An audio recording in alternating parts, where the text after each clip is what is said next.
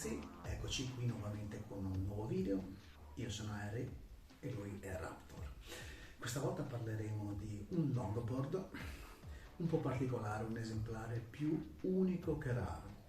Io ne sono venuto in possesso qualche mese fa da una persona che l'aveva acquistato tanti anni fa e non l'aveva mai usato, quindi praticamente un prodotto nuovo. Ho cercato un pochettino attraverso il web varie informazioni, ma veramente non c'è praticamente nulla. Finché io ho trovato l'importatore italiano che si chiama Plan, al sito quindi plan.it, il quale è stato estremamente cortese e mi ha dato qualche info di più. Innanzitutto è stato progettato e commercializzato per un brevissimo periodo di tempo nel 2017. È nato per essere praticamente, anzi all'epoca fu progettato per essere uno dei migliori skateboard sulla piazza. Probabilmente era un po' prematuro e di conseguenza diciamo poi le cose non sono andate bene, quindi hanno smesso di commercializzarlo e basta. Vi do qualche dritta, qualche informazione. Innanzitutto, come dicevo, è un longboard, 97 cm di tavola, tutta realizzata in fibra di carbonio. Vi faccio vedere la parte sotto dove c'è incastonata la batteria, che è una 36 volt, probabilmente sarà una 2P10S, anche se è un po' scarica e dovrò rifare la batteria. Ma guardate che bello che è il sistema con cui è realizzato. Praticamente tipo delle vertebre, come se fosse una colonna appunto umana. E questo chiaramente consente di mantenere una certa flessibilità della tavola, anche se io preferisco quelle rigide per via del controllo, ma sull'uso diciamo tranquillo queste sono più confortevoli. Lo skateboard è dotato di due track da 45 gradi, montaruote da 80 mm x 54 di larghezza, due motori da circa 1 kW con picco di 3 kW e ha un sistema di trasmissione a cinghia. Innanzitutto, quando l'ho preso, l'ho smontato completamente. Tolto via grip tape, smontato track, smontato ruote, smontati i coperchi motori, insomma, pezzo per pezzo.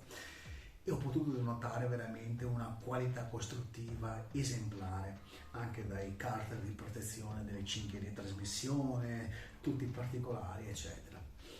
E quindi ho iniziato a fare un lavoro, tra virgolette, di customizzazione. Come sempre sono intervenuto modificando come prima cosa i bushing, per cui ho sostituito con dei bushing di marca, di qualità e di rigidità che io avevo scelto. Poi ho cambiato i riser originali che erano molto alti, erano tipo da 12 mm ed erano di una gomma molto soffice, tanto è vero che quando l'ho portato a casa sembrava di salire su un materasso d'acqua praticamente, cioè andava a destra e a sinistra. Allora quindi un montato di riser della Venom, davanti siamo passati da 11 a 3 mm, dietro invece si è abbassato anche lì di qualcosa, ma ne ho montato un inclinato. Questo per cambiare l'angolazione del track posteriore, quindi adesso c'ha un 45 davanti e un 40 dietro, questo perché sterzando meno gli dà una migliore stabilità, soprattutto per quanto riguarda l'alta velocità.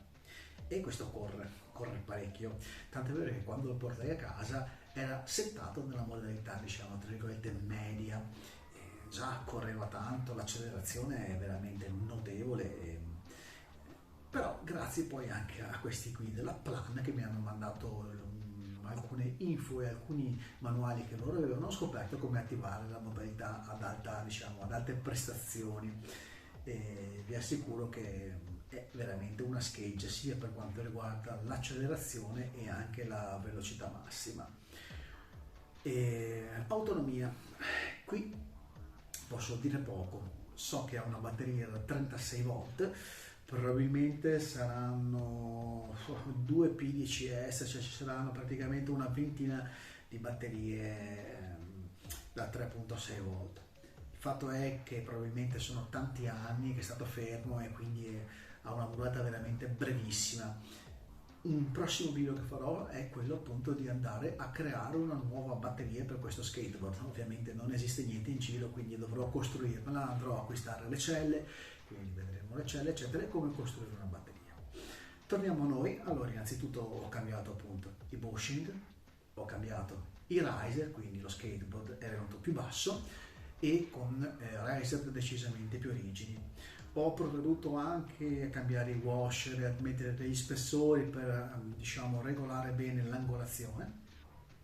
Ho fatto il grip tape nuovo, in realtà mi sono un po' sbizzarrito anche qua, nel senso che l'ho fatto in due colori, ho fatto un disegno e anche questo è molto interessante perché customizzare il proprio skateboard elettrico sicuramente è piacevole. Ho montato un footstop, ho montato dei fanali davanti, ho montato dei fanali e dietro ho rifatto i supporti per quanto riguarda i cavi di alimentazione eccetera.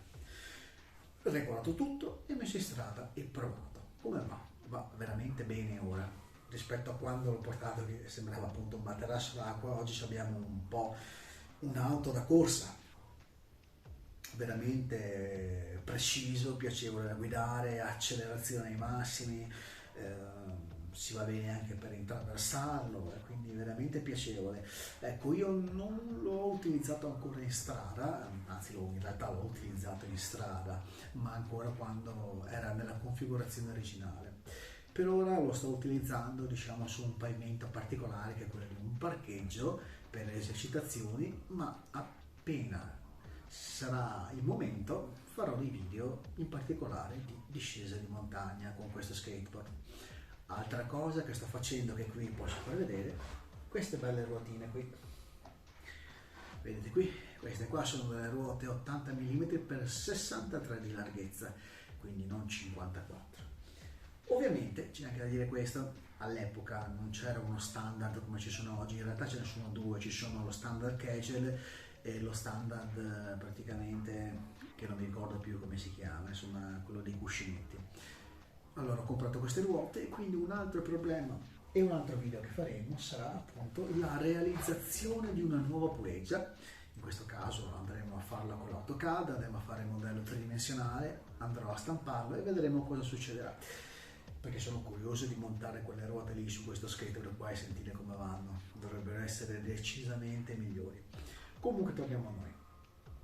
Uno skateboard che va molto bene, piacevole per fare carving, anche se è più incentrato diciamo all'alta velocità, perché un 45 davanti sterza un po' pochino e quindi magari per certe cose è un po' più faticoso. Che altro dire? Vi lascio, anzi avete già visto qualche immagine all'inizio di quello che sto facendo con questo skateboard e niente ragazzi, ci aggiorneremo più avanti con qualche informazione in più e con i progetti in corso per la customizzazione di questo skateboard.